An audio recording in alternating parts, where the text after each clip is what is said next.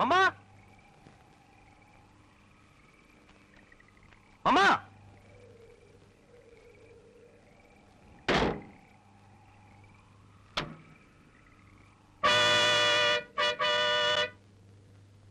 മമ്മ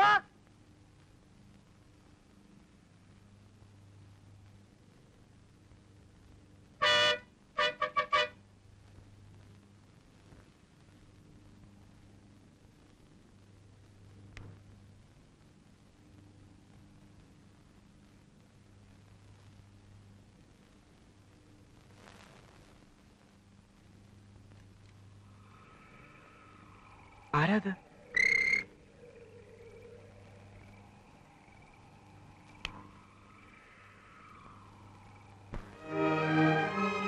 Solomon ചാനല്ലേ? ആന്നേ.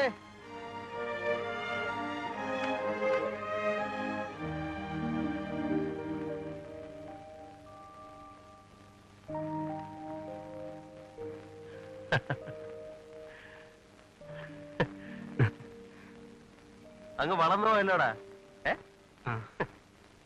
അവസാനം കാണുമ്പോ നീ ഇത്രേ ഉള്ളായിരുന്നു. എന്നെ വേറെ എവിടെയും വെച്ച് കണ്ടെന്നതിൽ മനസ്സിലാവുമായിരുന്നു. പ്രയാസമായനെ. കൊല്ലം 6-7 ആകുന്നു അല്ലേ? എങ്ങനെയുണ്ട് മാവേലിക്കരന്ന് മൈസൂർ വന്ന് വിട്ടിട്ട്? കുഴപ്പമൊന്നുമില്ല. നിന്റെ അനിയത്തി എങ്ങനെ ഇരിക്കുന്നു? എന്തായിരുന്നു അവളുടെ പേര്? ഷൈനി. ഷൈനി. എങ്ങനെയുണ്ട് അവള്? 9-ലായി. എന്ത് പെട്ടെന്നാ കാലം പോകുന്നത്. നമ്മൾ ഊത്ത പിടിക്കാൻ പോയപ്പോ ഒപ്പം മരണമെന്ന് പറഞ്ഞ അവള് കിടന്ന് കരഞ്ഞതും നിന്റെ അമ്മച്ചി വന്ന് വഴക്ക് പറഞ്ഞതൊക്കെ ഇന്നലത്തെ പോലെ ഓർമ്മ. എവിടെ മാഡം? ഉറക്കമാ, അറിഞ്ഞു കാണുകയല്ല. ഉണന്ന് കിടക്ക. ആദ്യത്തെ ഹോണിന് ഉണന്ന് കാണില്ലേ? മമ്മ ഞാനാ.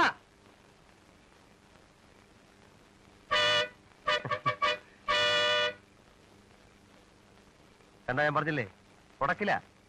ലേറ്റ് ആയിട്ട് വണ്ടി ഓടിച്ചു വന്നാ വാതില് തുറക്കില്ല എന്ന ഒരു കണ്ടീഷൻ. എങ്കിലും നീ ലോറി കിടക്കും, വന്നിട്ട് ഇറങ്ങത്തുള്ളൂ. അല്ല സോളമൻ ചാൻ ഇന്റർവ്യൂ കിടക്കാം. ലോറി കിടക്കണ്ട. വെറുതെ അല്ലടാ ഇത്, മമ്മയെ വരട്ടാനല്ലേ. ഇറങ്ങി വരും, നീ കണ്ടോ?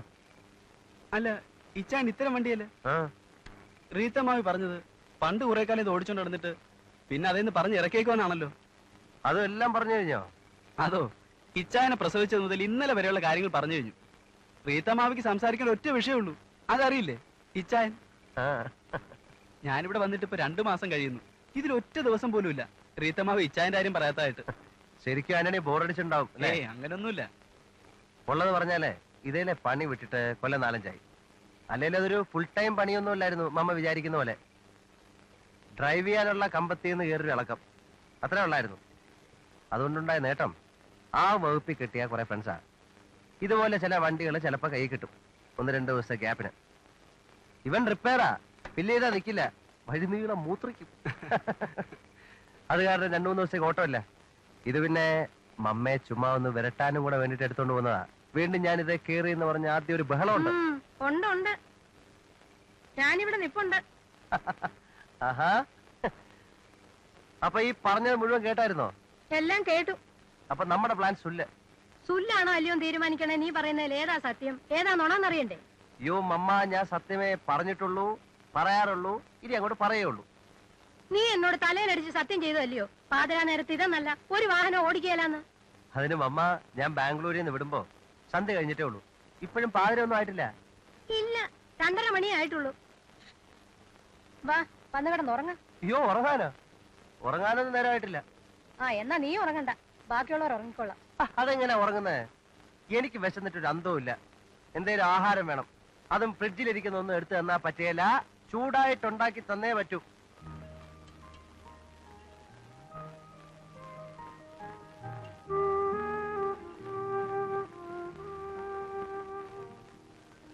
മതി. അയ്യോ, ഒന്നും ആയിട്ടില്ല. എന്ത് തീറ്റയാടാ ഇത്? അത് നേരമല്ലാത്ത നേരത്ത് 6-7 മമ്മയ്ക്ക് ഉറക്കപ്പിച്ചെന്നെ കൊണ്ട് തോന്നുന്ന. ഇതും കൂട്ടി ഇതിപ്പോ 3 അല്ലടാ? അതെ. വന്നു കയറുന്നതിന് മുമ്പ് അവനെയും കൂടി അങ്ങ് ശിക്ഷപ്പെടുത്തി കളഞ്ഞല്ലോ. ആന്റെ അപ്പൻ ഉറക്കം വരുന്നേ പോയി കിടന്നുറങ്ങ്. ഇല്ല, എന്റെ ഉറക്കമൊക്കെ പോയി. കണ്ടോ, അവന്റെ ഉറക്കവും കളഞ്ഞു. കാലത്തെ ക്ലാസ് ഉള്ള ചെറുക്കനാ. ആന്റണി ഉറങ്ങുന്നില്ല. 7 കൊല്ലത്തിന് ശേഷം ഞങ്ങൾ വീണ്ടും കാണുകയില്ലേ അല്ലടാ? ഒരാടി നല്ല ചിൽഡ് ചിക്കൻ, ബെസ്റ്റ് കോമ്പിനേഷൻ, ചൂട് ചപ്പാത്തി ആയിട്ട്.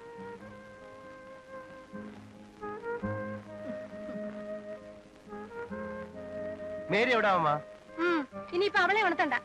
യോ, മേരി ഉറങ്ങിയോ? ആ ക്യൂൻ മേരി ഇത്ര നേരത്തെ ഉറങ്ങിയെന്നോ? Mary, queen Mary. ശോ, അയലത്തുകാരിയെ ഉറക്കുകയല്ല.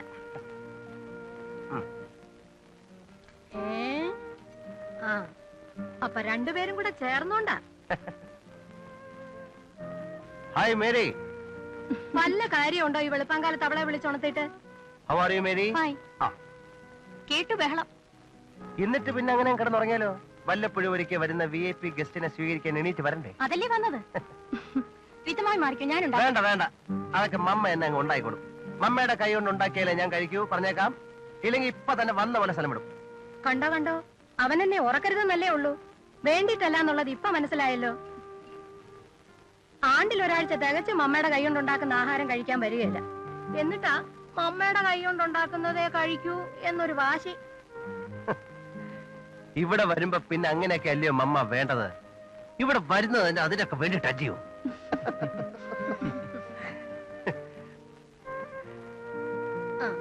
ഇതാർക്കാ? ഇതെനിക്ക്.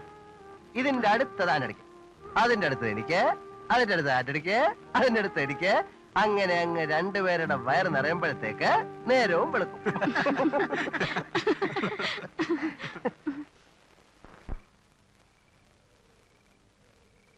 മൈസൂര് വന്നിട്ട് നീ ഇവിടുത്തെ ഭാഷ പഠിച്ചോ? ഈ ഗുലു ഗുലു ഗുലു. ആ കുഴപ്പമില്ല, ഇപ്പൊ ശരിയായി.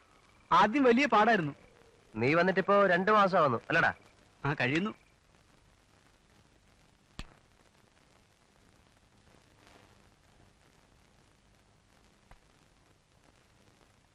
ആദ്യമേ ഞാൻ അതിന്റെ ഉള്ളിൽ വരുന്നത്. ഞാൻ വരുമ്പോഴേ ഇത് തുറക്കാറുള്ളൂ. താക്കോൽ എന്റെ കയ്യിലാ. മുഴുവനും പൊടിയാ. ബാംഗ്ലൂർ നേരെ വിട്ടിങ്ങി പോരുമായിരുന്നോ? ആ, ഒറ്റയടിക്ക്. പിന്നല്ലാതെ. വഴിക്ക് മാണ്ടിയുടെ അടുത്തൊരിടത്ത് നിർത്തി ഒരു 10 തട്ടുദോശ അടിച്ചു. ആ എന്നിട്ടായിരുന്നോ? അത് ചുമ്മാ മമ്മയുടെ ഒരു സന്തോഷത്തിനെ. സന്തോഷത്തിനോ? ഞാനിപ്പോ വഴിന്ന് വല്ലതും കഴിച്ചെന്ന് പറഞ്ഞിരുന്നെങ്കിലേ ഇവിടെ ഇപ്പൊ എന്തായിരുന്നേനെ സീനെന്നാ. എന്നെ ഇന്ന് ഉറക്കത്തില്ലായിരുന്നു.